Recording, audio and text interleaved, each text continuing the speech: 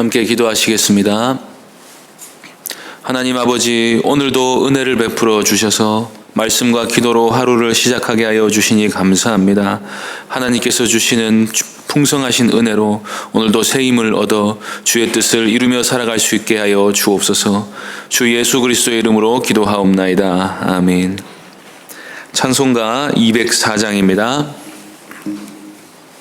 찬송가 204장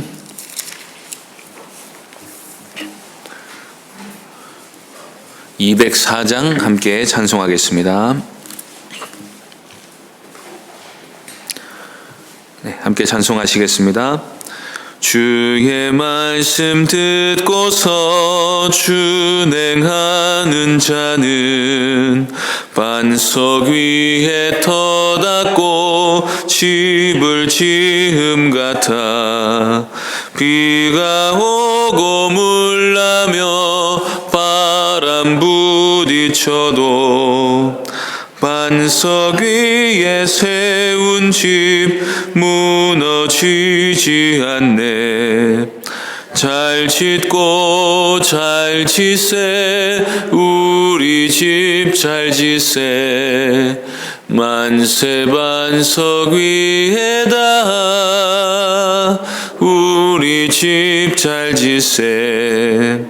주의 말씀 듣고도 행치 않는 자는 모래 위에 터닫고 집을 지음 같아. 비가 오고 물나며 바람 부딪힐 때 모래 위에 세운 집 크게 무너지네. 잘 짓고 잘 지세 우리 집 잘 지세. 만세 반석 위에다 우리 집 잘 지세. 세상 모든 사람들 집을 짓는 자니 반석 위가 아니면 모래 위에 짓네. 우리 구주 오셔서 지은 상을 줄 때 세운 공로 따라서 영영 상벌 주리. 잘 짓고 잘 지세 우리 집 잘 지세.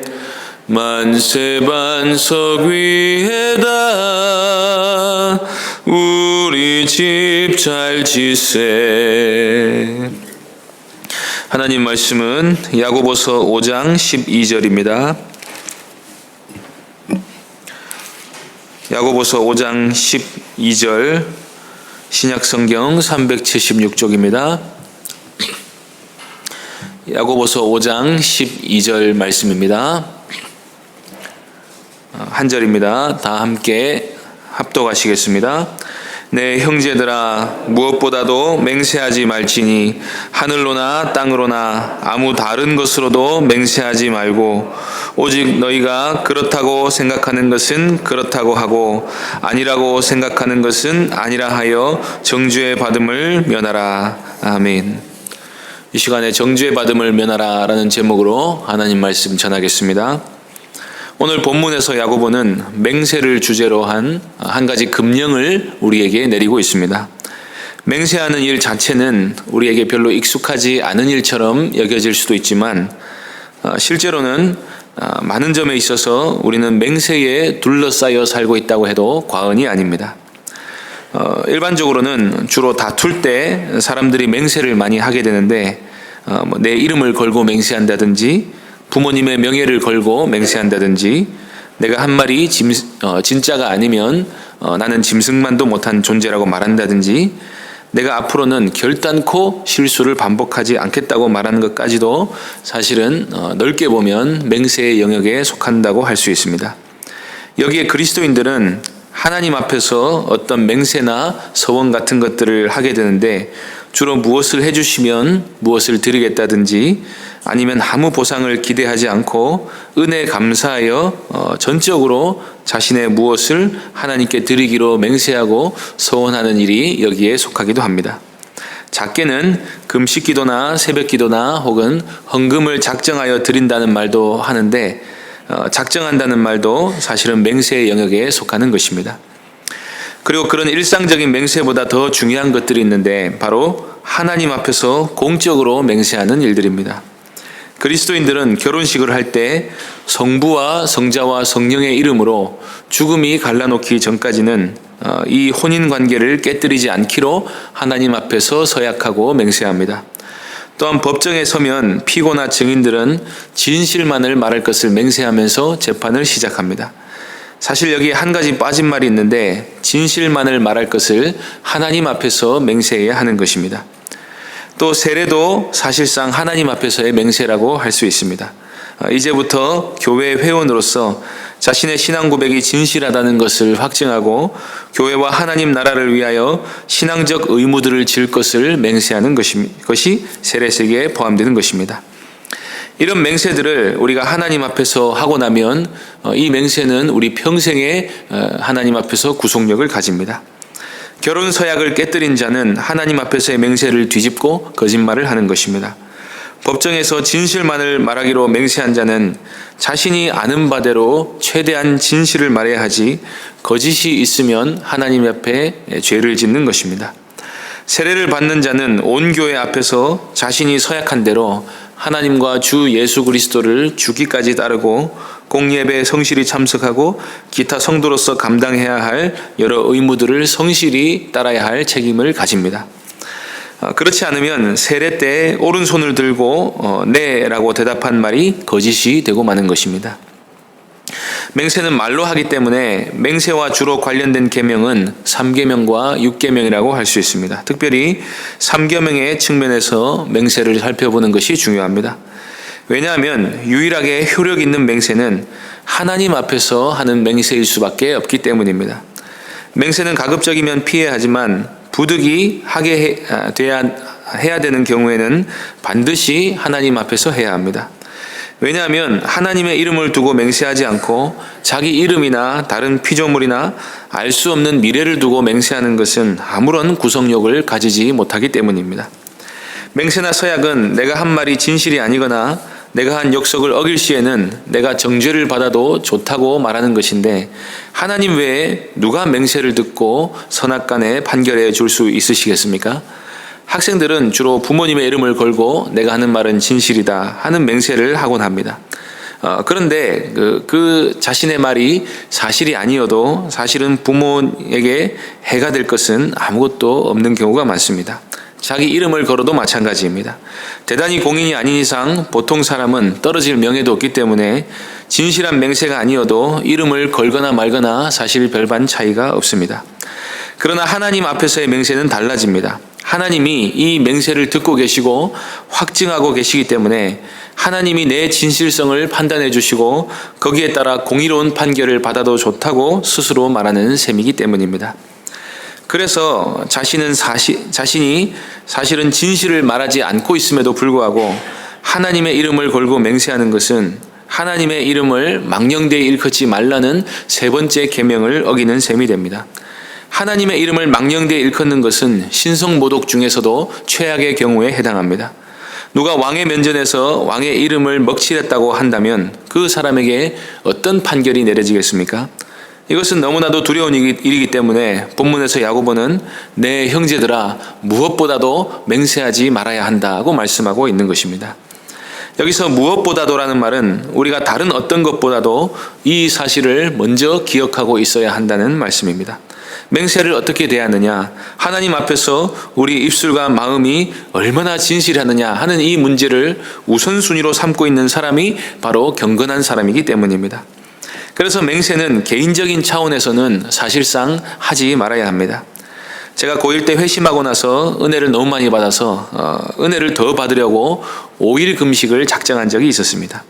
그런데 부모님과 상의도 안 하고 제 맘대로 방 문에다가 5일 금식이라고 써놓고 있으니까 부모님이 무슨 대단한 큰일이라도 난 줄 알고 굉장히 근심하셨습니다. 그런데 한 번도 안 해본 금식이라 3일째가 되니까 너무나 괴로운 것입니다.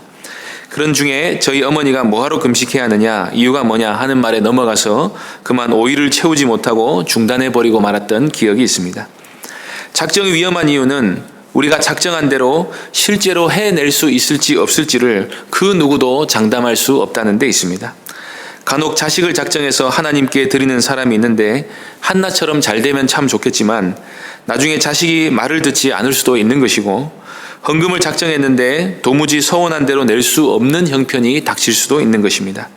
미래가 어떻게 될지 아무도 장담할 수 없고 자신에게 맹세를 지킬 능력이 되는지 안 되는지 스스로는 결코 알 수가 없는 것입니다. 또 둘 사이에 다투는 일을 확증한 때 맹세하는 일도 마찬가지입니다. 우리 문화는 자신의 말이 진실임을 입증하기 위해서 하나님을 끌고 들어오는 일이 지금은 별로 없지만, 고대인들은 신들의 이름으로 맹세하는 일에 아주 익숙했고 유대인이나 그리스도인들은 하나님 앞에서 그런 맹세들을 자주 하곤 했었습니다.